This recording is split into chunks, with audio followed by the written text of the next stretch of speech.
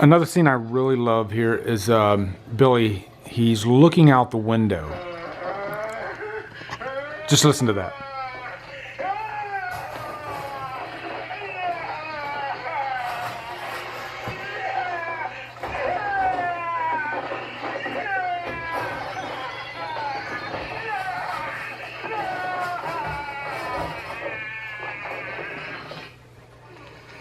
That is some creepy ass shit right there.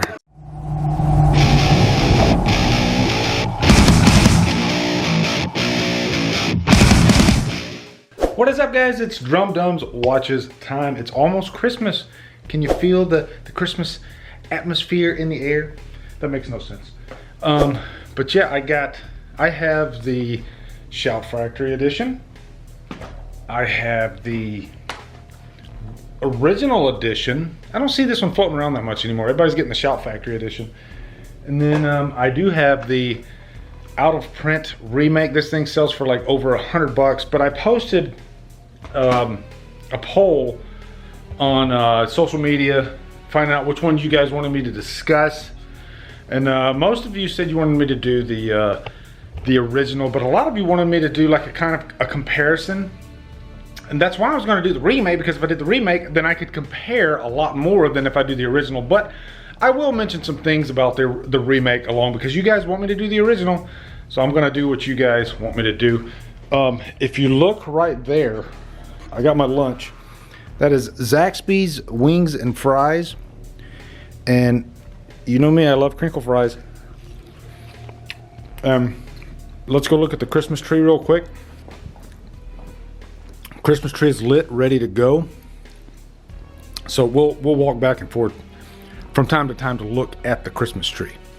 But looking forward to getting into this one, guys. Gonna be a lot of fun. And it's been a while since I did a DWatch, so DWatches are always a blast. Okay, guys, I have it in right now, ready to go. I'm trying to get my seating situated here because I'm not high enough. You know what I mean? I need to be higher. But we're gonna go ahead and get this thing started. There's the menu. We ended up doing this release right here, and I don't know, I just like, this one's a little bit more grainy, a little bit more 70s, a little bit more gritty. So we're gonna go with the Critical Mass release. But we are off. I love this opening because it plays Silent Night, but it's like the creepiest version of Silent Night I've ever heard.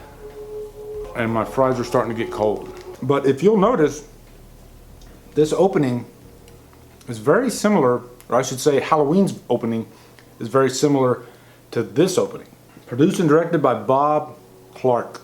Bob Clark, who would eventually direct A Christmas Story 10 years later after this one. But Olivia Hussey, she plays Jess, our main character. And Damian Mappy actually posted this the other day about Olivia Hussey and how she's pretty damn underrated, actually, as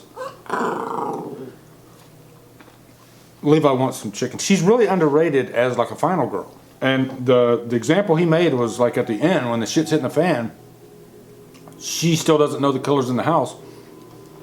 Or she knows the killer's in the house, but instead of going out the door, she runs back upstairs because she thinks she thinks Barb is still alive. But isn't that creepy? You got Billy already, you know, right at the beginning of the movie, just walks outside, climbs right up into the attic, and just hangs out in the attic for the rest of the movie. And this great music in the background really sets the mood. You know, this movie, it begins quietly. You know, there's not a lot of character beats going on in those like first 10 minutes. It's really letting you know that this is Billy. You're in his world right now. And we spend the first part of this movie in Billy's world, which is kind of cool. The obscene phone calls are underway. This was one of the first things that really jumped out at me with this movie, is how unapologetic it is, you know. And this came out in the early 70s. I don't think that what was coming out on the receiving end of that phone would be allowed today. Because Billy said some pretty crazy things, some pretty nasty things.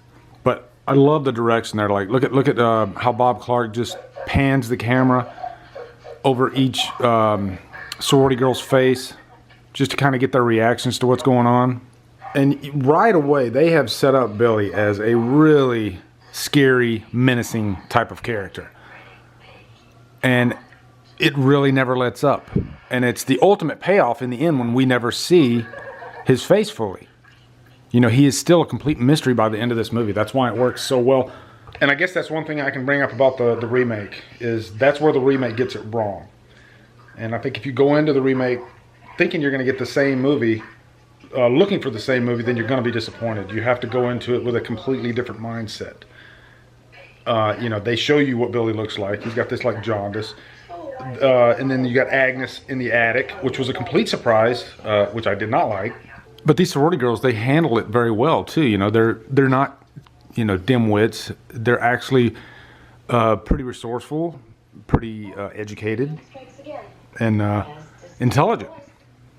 You know, that's what Bob Clark wanted to do. He wanted intelligent characters in his slasher movie, which is something that is often, you know, looked over. A lot of times they just want, you know, your regular slasher fodder, and they don't care if it's intelligent or not. They just, you know, it's just there to serve a purpose. That's it, to be killed. One of my all-time favorite kills in a slasher movie is right here. The very first kill of this movie. This kill's been paid homage to a few times. I've seen it in other movies down the line. It's just really effective. They even paid homage to it in Terrifier, actually. But it's just, you know, it's simple. It's cheap. I mean, it cost, you know, probably a nickel. But it works very well. I'm going to turn up the volume for you guys so you can hear it. Claude?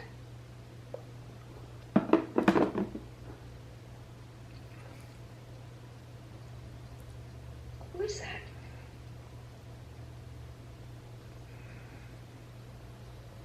Who is it? Perfection. Isn't that great? And then he just cuts away to the sorority girls. You know, he just gives you a little nugget of it, and then that's all you get. Bob Clark, genius. So Mr. Harrison is looking for his daughter Claire, who was the first victim that was killed, which is interesting. It's something you usually don't see in slasher movies. Right after the first person's killed, then all of a sudden there's this big search, which is more realistic, I think. I think that's what would happen in real life. And you got the house mother here. If I had to pick apart Black Christmas, I guess that would be the one thing that felt not really out of place, but I guess that's Bob Clark. Bob Clark does have this type of humor, and this is really your link to A Christmas Story and other comedies, Porky's that he did. I think more Porky's than anything. And I think Bob Clark was just a fan of comedy. You know, he liked to infuse comedy in his movies if they weren't comedies, if that makes sense. But we already have some shout-outs rolling in, and Levi is literally sitting right here. Like, there's Levi right there.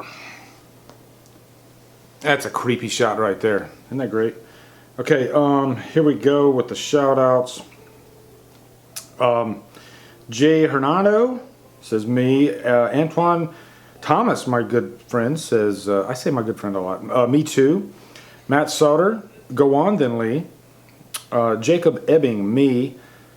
Donnie Schaefer, let's get the shout-outs going. Can't wait. Tariq McCoy, hola. Chelsea Cabral, who I ran into at Spooky Empire. That was really cool, Chelsea. I hope to see you at the next one. She says, sure, awesome movie. Mitch Levitt says, me, love this movie so much, one of the greats. Tim Swope says, I need to see this, never watched any of them. Wow, Tim, you've never seen the original Black Christmas, one of the greatest horror films of all time? George Hernandez, what's up, brother? He says, me, I still need to watch the classic. Haven't seen the remake in years. Brutal as hell, and I enjoyed it. Got to give it a fresh watch soon. It's always interesting to me, those that watch the remake first before the original of Black Christmas. Melissa Kurtz says, hey, hey. Thomas England, shout out, Lee. I got into horror because of your channel. Well, that's awesome. Once you go horror, you never go back. So, John Sabin says, Mary, me happy Xmas from the UK. That's cool. Brian Burrows says, shout for sure, my favorite horror movie of all time. And I respect the hell out of that. Justin Stockton says, I'll take one. You influenced me to get on YouTube and highlight movies. Nice, Justin. Good luck, brother. Scott Anthony Brooks says, Merry Christmas, Lee. Shout out, please. Travis Jenkins, Merry Xmas Lizus.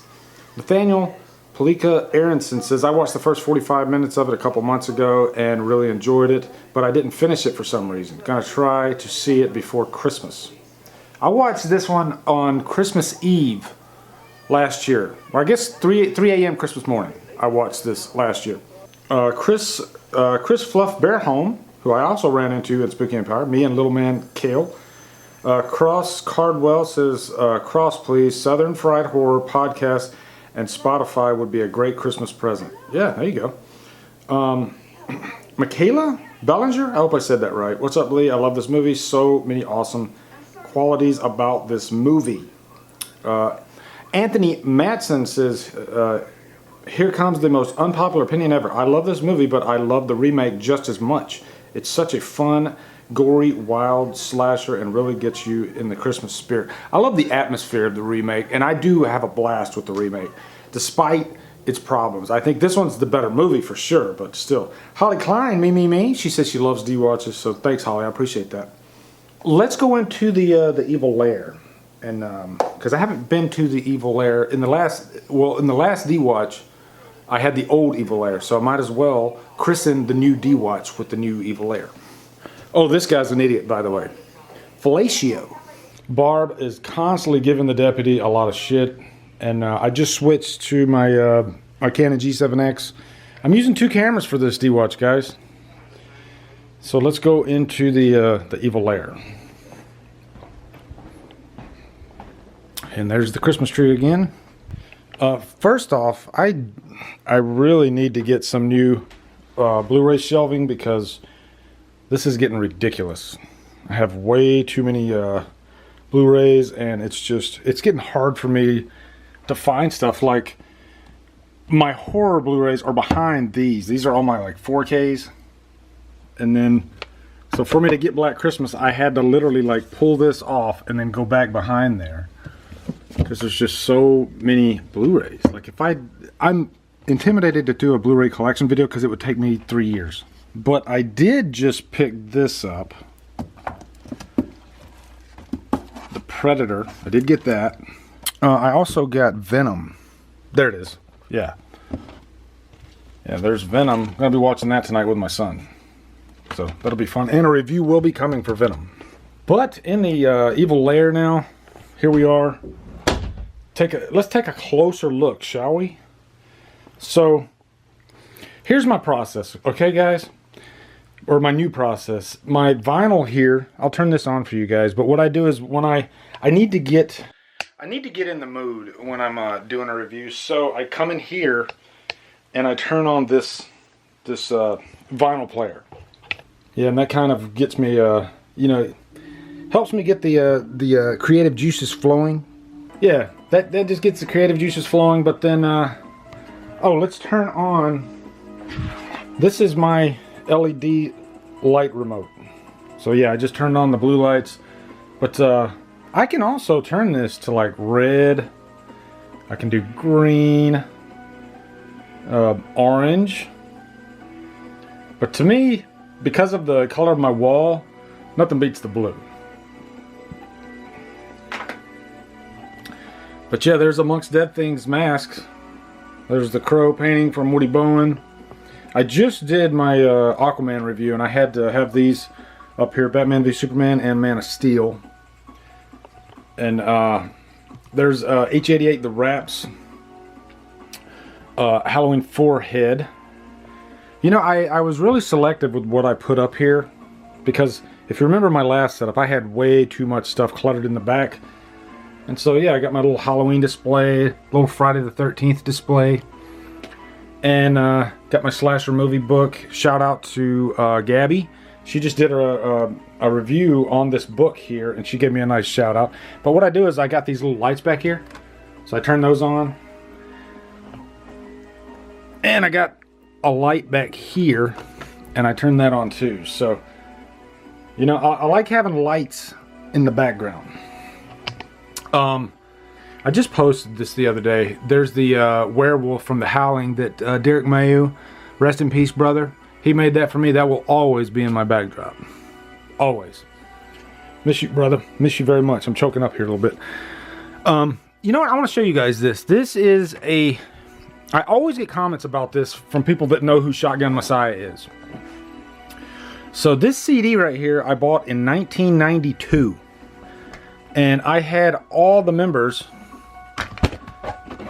I actually went to, I think, Virgin record store back then when record stores were pretty popular. And all 4 members signed this. This is the first time I've ever shown this to you guys. Look at that. Yeah, that's Tim Skold, Harry Cody, Styx, and Bobby Lycon. That was the lineup of Shotgun Messiah at the time. Tim Skold actually still has a pretty decent career. He actually went on to play with Marilyn Manson. But the rest of the band kind of, you know, went out of sight. So, but yeah, I love Shotgun Messiah. But yeah, there's Darth Vader with the Jason mask on. He's in the Christmas spirit. That's going to come off here pretty soon. And then my Halloween cap that Wolf Myers actually sent me. You know, according to him, this is pretty hard to come by too. This is from the actual crew set of Halloween 2018. The crew members would wear this. So, yeah. Oh, and here is the VHS shelf. Got the Iron Man up there, the Batman. A lot of my VHSs, some of the Funkos. And then over here, here's some more VHSs. I did the Hitcher VHS not too long ago, but I Still Know What You Did Last Summer. That one's gonna be coming soon. But let's get back in there, guys. I'm gonna turn off my music now. There's Levi. And so here's Barb being Barb. You know, Margot Kidder was quite the character in this movie, actually. And I think she's a big part of why it's so memorable, you know. Because you had Jess, played by Olivia Hussey, but Barb was kind of the yin to Jess's yang, you know. Jess was really she was the good girl, even though she was pregnant. But she, you know, from a personality standpoint, you would consider her to be like the nice girl, the good girl. Whereas Barb is like, I guess, the Linda from Halloween. Levi always does this crap. He always scratches his freaking... Look at him, he's getting all comfortable there. Hey, buddy. But yeah, rest in peace, Margot Kidder. She died last year. We're losing so many, you know, horror greats.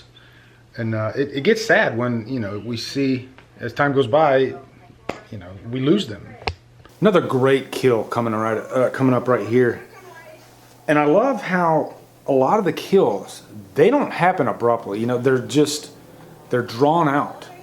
You know, Bob Clark really likes to stretch the scene out as far as he can so he can build the tension as high as he can. And by the time the kill happens, you can't even breathe. And, you know, all you see of Billy right there is his hands, you know?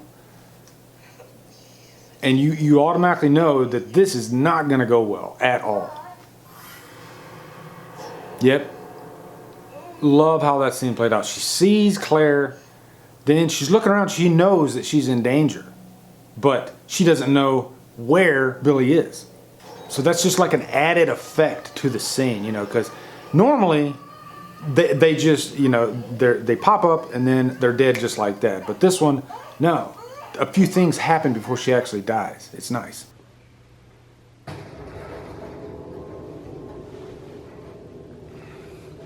Listen to that organ.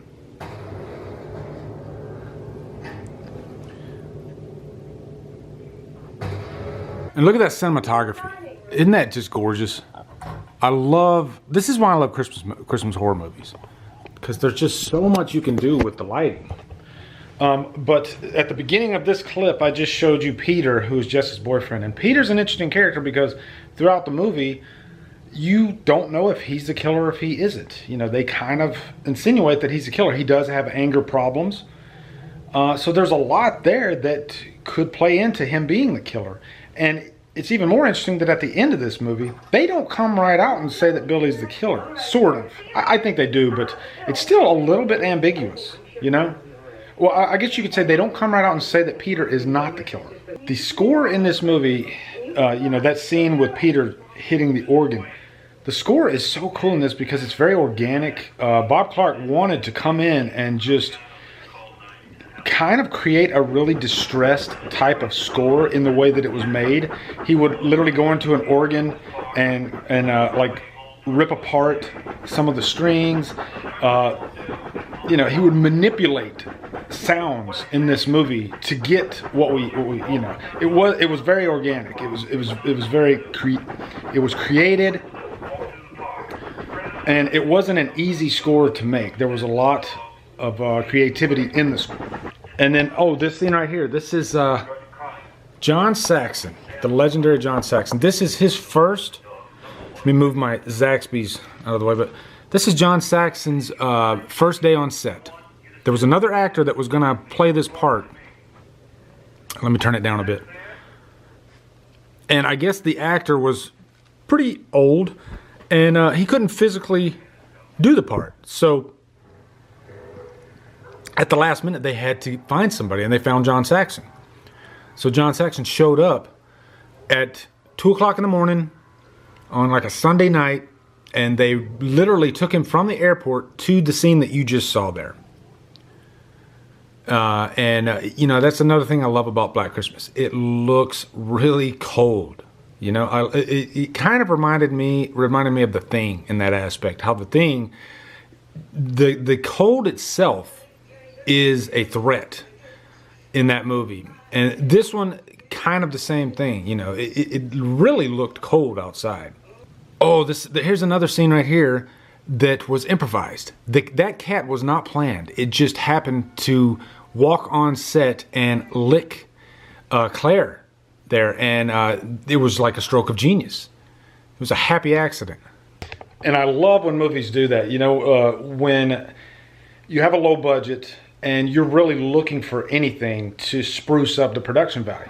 And, you know, things like that happening where a cat just like walks on set. Maybe let's let the camera roll. Let's see what happens. Let's see what the cat does. You know, let's see what Levi does. It could be silly, right? Levi, look at the camera. Levi. Hey, Levi. See? Okay, guys, we're going to do some more shout-outs. Let me pull up here just a little bit.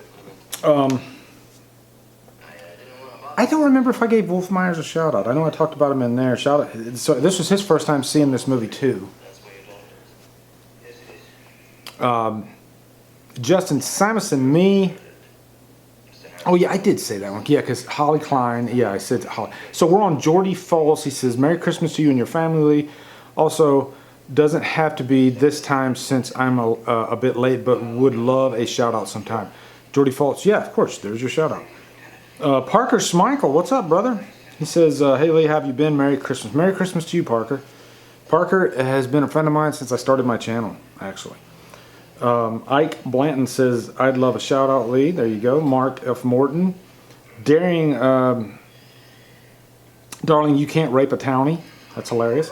Ashley Parker says, shout out to me as I have never watched it. Will do one day. A lot of people have not seen Black Christmas. That's crazy. Ricky Saucedo right here. C Cadaver Central. Me too. Ron Gann, Cadaver Central. Boom. Cody Leach, my good brother. This was Cody Leach's first time watching this movie this year. He says, shout out for turning me on to this classic, and shout out for the Feel These Nipples twist you deserve for loving the remake. Just kidding, kind of. Scream. Clint McCracken says, great movie. Oh, this is the fellatio scene. Fellatio. Isn't that great? Derek Schwartz says, shout out to my YouTube channel, Derek's Horror Corner. I just posted a review for this today. So go check it out, guys. Derek's Horror Corner. Craig Hughes, one of my favorite Christmas movies. RJ Moss, me. Nick Trammell, pick me. Brian Kinzer, very cool. We're getting a Drumdums Watches Black Christmas. Yep, I was planning on. Jake Percy. Brian George. Jonathan Nichols, shout out because I still haven't watched this yet. There's another one. Jake Percy. I'm hyped either way. Laugh out loud. We get a Drumdums watch. Early Christmas present. Luke Mazur says, our new dog. That is a cute dog right there, actually, Luke. Philly wants a shout out. Philly gets a shout out. Hell yeah, Rocky, baby.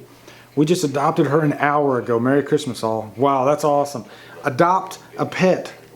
I think it's a great thing to adopt instead of buying a brand new pet. Save an animal. Brian Lomax, my good brother, he says, great slasher film that the big three owe a huge debt to. Yes, indeed. Steve Mills says, shout out to my YouTube channel, Steve's Movie Reviews. Cool. Jeffrey Bonner says, I do. Just ordered it on Blu-ray. Gonna do an unboxing in a bit. Sweet. And my plan is to get all the shout outs for this. Now, I will say this. I saw Black Christmas for the first time in like the 90s.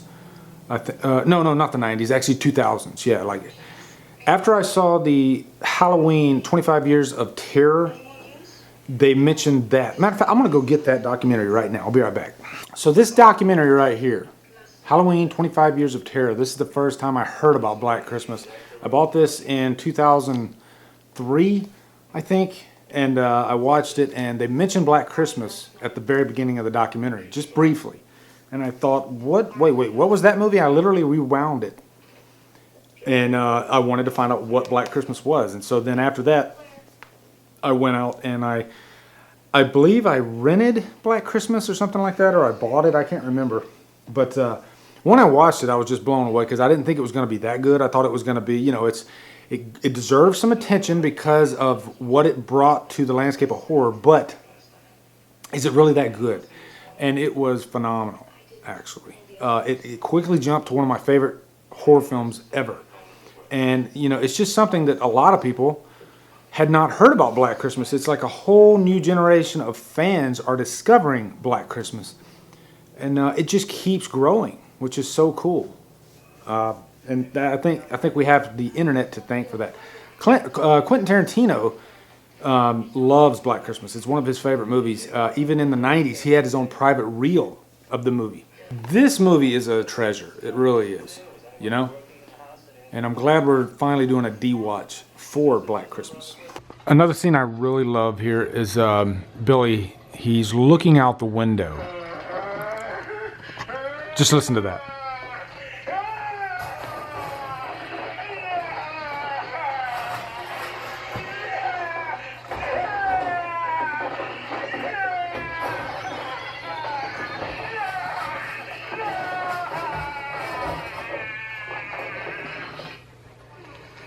That is some creepy ass shit right there. Now, you know, if you watch this movie, let me turn it down just a bit. You notice that, like, Billy never talks. So, but he's not a silent killer.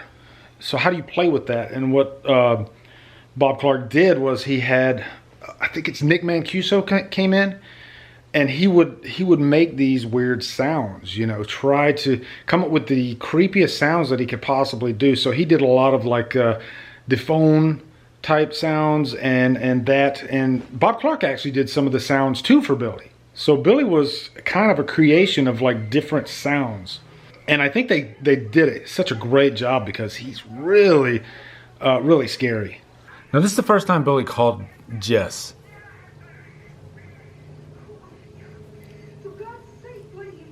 And the first couple times I watched this, I could not make out what he was saying to her. And it wasn't until a few years later I realized that he was saying, "Where's Agnes?" And this is where I can talk about the Agnes character, because the remake was actually the story of the remake was actually in Bob Clark's head for 30 years. He just never told it. He never put it in Black Christmas, the original. So he gave that story to Sean Morgan, because Sean Morgan always wondered, who is Agnes? And so Bob Clark said, well, I'll tell you who Agnes is. And so then he gives him the whole story. And so that was what Sean Morgan put in the remake. Luckily, he made the remake what it was, which was completely batshit crazy and zany and graphic. Because if he didn't do all that stuff, then it would be just a complete shit bomb of a movie. Because Agnes is my least favorite part of the remake. And maybe that was aesthetically too. I didn't like the way Agnes looked. I didn't like the way Billy looked even. So I think the decision to not show them in the original was a stroke of genius. And maybe Bob Clark thought about showing Billy at some point. I don't think he did, though. So I'm glad he didn't. I paused it here for just a second. I'm going to hit play now. But Andrea Martin, right there, she completely forgot about Black Christmas after she did this movie. And some 30 years later, Sean Morgan calls her up and asks her to be in the remake, which she was. But it's interesting to me that she almost forgot completely about Black Christmas, what Black Christmas was. She had to be reminded, and she didn't know how groundbreaking the movie was to a lot of filmmakers and to a lot of fans, which I think is common with a lot of actresses in horror movies, especially slashers. They go on with their lives, they take other parts, or they quit acting altogether. And, she was just another case of that. She never thought that Black Christmas would be, what it was. Another iconic shot. I love the way this film's directed. And I guess we can talk about, the whole, there is a killer in the house and the phone calls, This predates When a Stranger Calls. So that's another movie that owes a huge debt to Black Christmas. And I like that, in this movie you got John Saxon, the detective. He's just trying to figure out where these calls are coming from because they don't know that the calls are coming from in the house. And so they just spend like most of this movie, where he'll call and then they'll send the signal to the phone company or whatever, and then they'll try to trace it. These days we would never have that. It's all cell phones these days. So I think that's another thing I like about older slasher movies. I like movies that predate the cell phone era because then there's just another added element of danger. There's an iconic shot right there. And I'm muddying up the shot. There we go. Great shot. Now, there are some scenes in this movie when you hear the voices, when you hear Billy's voices, it almost sounds like there's more than one voice. Like there could be two people in the attic, which there's not. But I always wonder, like, if when Bob Clark was putting these voices together, was that intentional to make it sound like there was more than one person in the attic?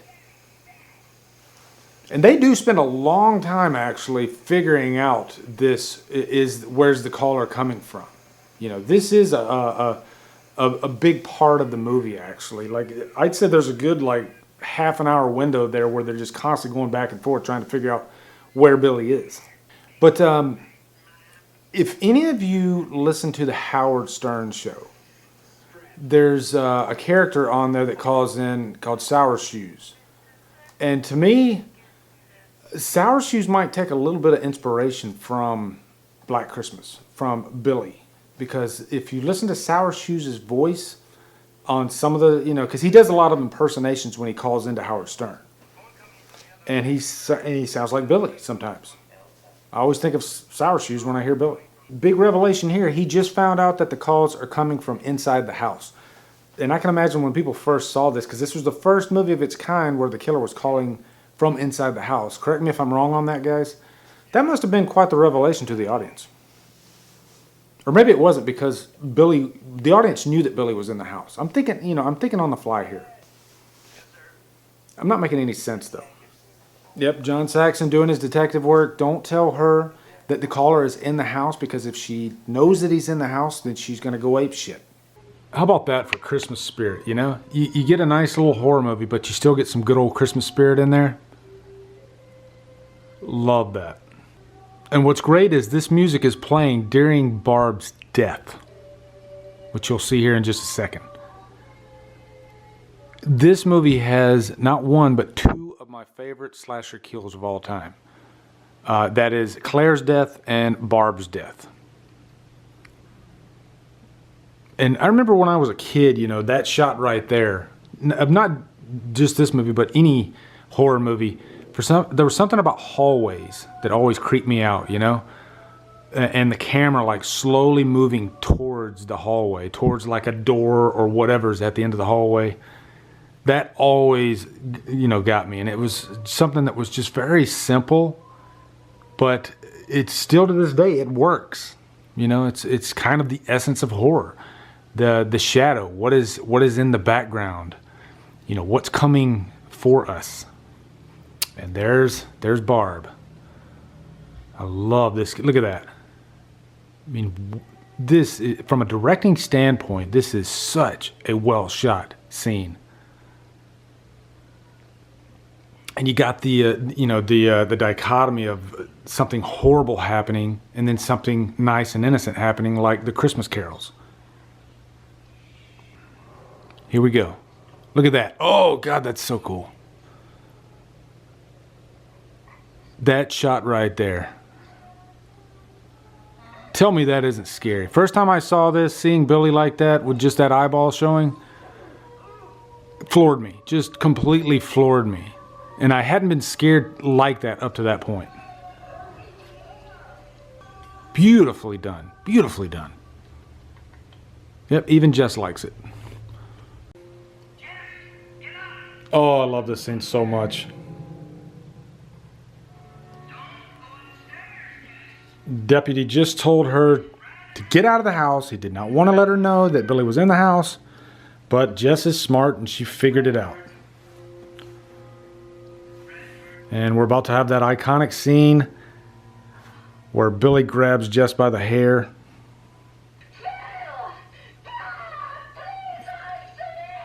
Jess is so underrated as a final girl. She doesn't want to leave the house. She doesn't want to leave the house because she knows that Phil and Barb, she thinks they're alive and she thinks they're in trouble. She wants to go upstairs knowing that Billy is in the house. This is an excellent final girl. So what does she do? She's going back. She's going to go upstairs. She's going to confront the danger, knowing that she could end up dying. And here's another example of drawing out a scene, but doing it well. That's what Bob Clark does. He plays with the audience. You know, he makes them wait it out, makes them suffer. And you don't see directors doing that as much these days. You know, everything's quick and, you know, you got to get to the point and you got to scare them as fast as you can. And not always, but, you know, it seems like that's par for the course these days. But not back in the 70s. Not with movies like Black Christmas. You know, and I think there's a difference. Like, Friday the 13th is guilty of drawing, you know, spreading a scene out, but not doing it effectively. You know, just making the scene boring, but there's no tension there. And look at that. Beautiful reveal. And right then and there, she knows that she is in complete deep shit. She just lost two of her friends. And there you go. Oh, look at this.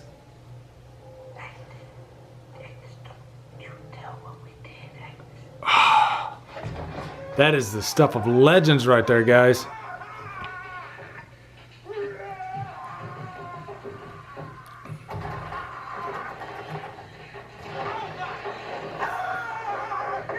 Yes. Look at that direction. Oh, I'm sorry, guys. I'm sorry. If you say that the remake is better than this, you are wrong. Okay? You are wrong.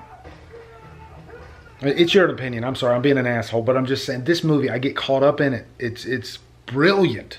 This last act is so brilliant. And we are about to finish this thing off. There is Peter, and Jess doesn't know if Peter is the killer. And so in that way, it's kind of open-ended to at least Jess. It's not really open-ended to us. We know Billy's the killer. Or do we? Because we'll never see Billy's face throughout the whole movie. So yeah, I guess it's kind of open-ended like that. But yeah, pretty somber ending here too. And we're going to close this thing out. I got a couple more shout-outs here. Kenneth Mead II says he'll take one. Ian Murphy, can I have my first shout-out, please? Ian Murphy, there you go. Your first Drumdums Watches shout-out. Matt Vicary, yes, I'll have a shout-out. This is such a great movie. Yes, it is. And then Colton Davis, I would like... the only one, the way I watch it, is that I put in my own cut of it where I had the amount of backstory of the villain and put that into the original movie, so it turned into like one movie and it was perfect. You have a great day, Lee. Not really following that. So Colton, you actually, are you combining the remake with this one? That would be tough to do. So yeah, I don't know. Jason Bros. Jason the horror, I'll sub now. I'll go sub now. Sub for sub does not work. I'm gonna tell you guys that right now. There's a little another YouTube tip for you guys. If you do sub for sub on YouTube, it's an empty sub. That's what it is. You haven't like garnered a fan or anything. All you're doing is trading subs. And so when you put out a new video, that sub, he doesn't give a shit. He's not gonna look at your video. You know, he used you for a sub just like you used him. So sub for sub does not work. Okay, guys, that's gonna do it for this Drumdums Watches. Ooh, there's a cool scene to see. So Jess killed Peter because she thought Peter was the killer. Pretty crazy. Great ending. Brilliant, brilliant movie. And then this ending is, it's another one of those long drawn out endings, but it's not for the purpose of scaring the audience. It's more to just slowly let them know that Billy is still alive and he is in the attic. And so the camera just pulls through the hallway, and I'll fast forward it for you. But this is kind of the closer of the movie. Yep, we are panning through the house. See the mattress where Barb died with the blood on it. The organ score comes in. The Christmas lights. Get this real sense of dread with that ending. I tell you, Black Christmas might have one of the most underrated scores I've ever heard. It is a truly terrifying score. But the camera just lingers, and then we are slowly heading up to the attic. And he's still up there. The boogeyman, still up there. I think Black Christmas and Halloween are both like the boogeyman personified. You know, that's what Billy and Michael are. Yep, and he's still up there playing with his little toys, his dead cadavers. Beautiful shot. And that is it, guys. That is a new DWatch in the can, Black Christmas. Glad I got to do this one. Merry Christmas, everybody. I hope everybody has a great time with their families. I hope you guys all eat some good food. I hope you open up some nice presents. And yeah, it's been a great year. This has been a landmark year for my channel, and I owe you guys everything for that, so I appreciate that. So anyway, guys, be sure to come over to Killer Flicks, where we talk horror all day and every day, and on Fridays we do Free For All Fridays. If you like what I'm doing, hit that subscribe button. I'd really appreciate it. Anyway, guys, thank you so much for watching. Have a great day, and Drumdum out.